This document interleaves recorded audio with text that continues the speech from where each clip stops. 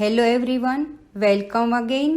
Business studies class 11 के chapter 1 का 4th part आपने देखा होगा, जिसमें हमने डिस्कस किया था टाइप्स ऑफ बिजनेस एक्टिविटी। आज उसको आगे बढ़ाते हुए हम देखते हैं कॉमर्स, जिसमें आता है trade and auxiliaries to trade. Commerce सब जानते हैं, कॉमर्स क्या है? देखते हैं।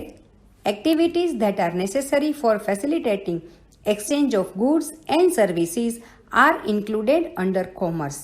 बिजनेस का काम है प्रोडक्शन और प्रोक्यूरमेंट ऑफ गुड्स, तो इसको जो एक्टिविटीज के द्वारा फैसिलिटेट किया जाता है उसको कॉमर्स कहते हैं। एक्सचेंज ऑफ गुड्स और सर्विसेज के फ्री फ्लो के लिए अलग अलग तरह की एक्टिविटीज को कॉमर्स में शामिल किया जाता है, जो कि प्रोड्यूसर्स एंड कंज्यूमर्स के बीच की लिंक बनता है। और इसके लिए जो ऑब्स्टेकल्स आते हैं, जो बाधाएं आते हैं, उसको कॉमर्स की एक्टिविटीज के द्वारा दूर की जाती है। कॉमर्स के ये सब फंक्शंस, एक्टिविटीज को हम 2 टाइप्स में डिवाइड करेंगे। पहला है ट्रेड, दूसरा है auxiliaries to trade. Trade activities relating to sale, transfer or exchange of goods are known as components of trade. Trade यानी कि व्यापार, जिसमें एक्सचेंज ऑफ गुड्स यानी purchase and selling of goods किया जाता है, चीज़ों को खरीदा और बेचा जाता है, जो कॉमर्स का एक बहुत ही इम्पोर्टेंट पार्ट है। कंज्यूमर्स एंड प्रोड्यूसर के बीच की ये लिंक है।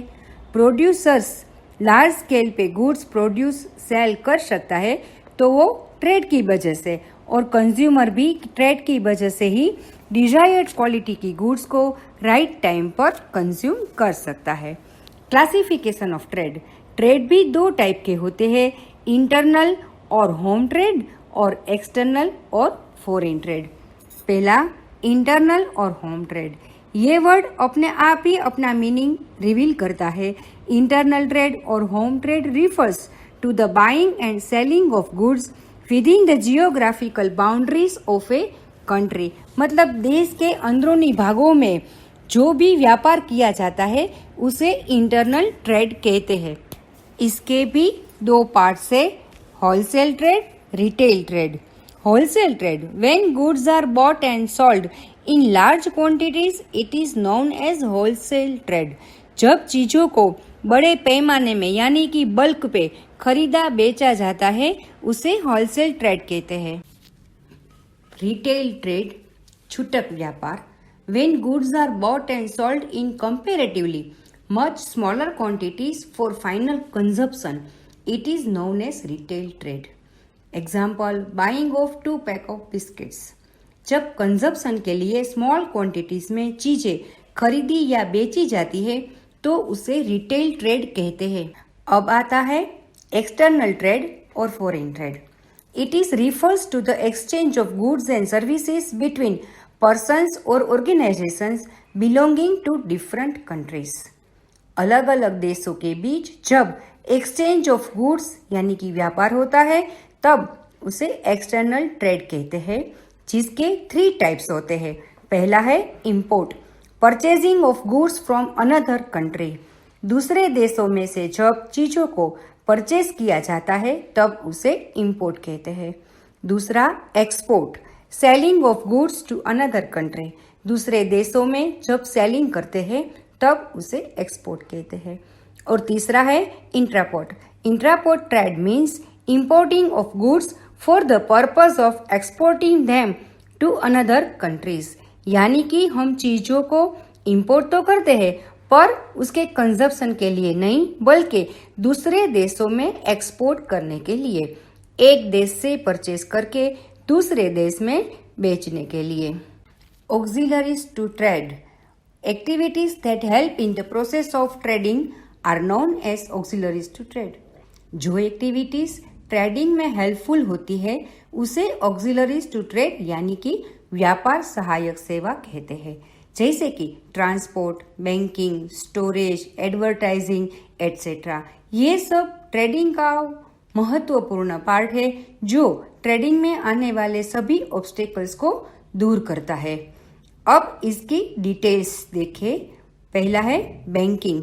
बिजनेस की शॉर्ट टर्म या लॉन्ग टर्म फंड्स की रिक्वायरमेंट को पूरी करता है। मतलब कि फाइनेंस के रिगार्डिंग जो भी मुश्किलें होती है उसको बैंकिंग दूर करता है। इतना ही नहीं, कॉमर्शियल बैंक्स कस्टमर के बिहाफ में बिल्स एंड चेक्स भी कलेक्ट करती है और एक्सपोर्टर इंपोर्टर्स के लिए पेमेंट का भी अरेंजमेंट करती है। दूसरा आता है इंश्योरेंस।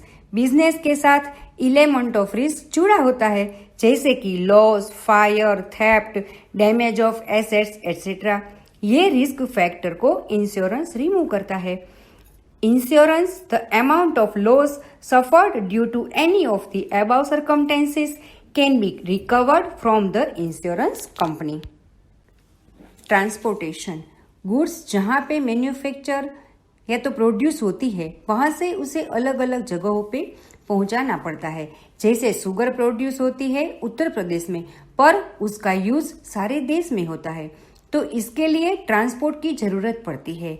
तो ये जो ऑब्स्टेकल ऑफ प्लेस है उसे ट्रांसपोर्ट के अलग अलग मीन्स से दूर किया जाता है, जैसे कि रेलवे, ट्रक, शिप्स। अब आता है warehousing. Generally goods are not consumed immediately after production. चीजें जब प्रोड्यूस होती है और जब उसका यूज होता है उसके बीच टाइम गैप रहता है और उसके लिए स्टोरेज यानी कि वेयरहाउस की रिक्वायरमेंट रहती है। इससे चीजें टाइम पर और रीजनेबल प्राइस पे अवेलेबल हो सकती है। Communication. Communication service facilitates exchange of information among producers, traders and consumers। Information के एक्सचेंज से ही ट्रेडिंग पॉसिबल बनता है और इसके लिए पोस्टल सर्विस, टेलीफोन और इंटरनेट का यूज होता है। एडवर्टाइजिंग। सेल्स प्रमोशन का इम्पोर्टेंट टूल होता है एडवर्टाइजिंग, जो प्रोडक्ट्स के बारे में ट्रेडर्स एंड कंज्यूमर्स को पूरी जानकारी देता है, जैसे कि price, quality, uses etcetera. Advertising information regarding जो भी ऑब्स्टेकल्स होते हैं उसे मिटाते हैं। तो आज के इस पार्ट में हमने commerce, trade, auxiliaries to trade discuss किया। अगले 6th पार्ट में हम डिस्कस करेंगे business risk, types of business risk, nature of business risk and causes of business risk. Thank you.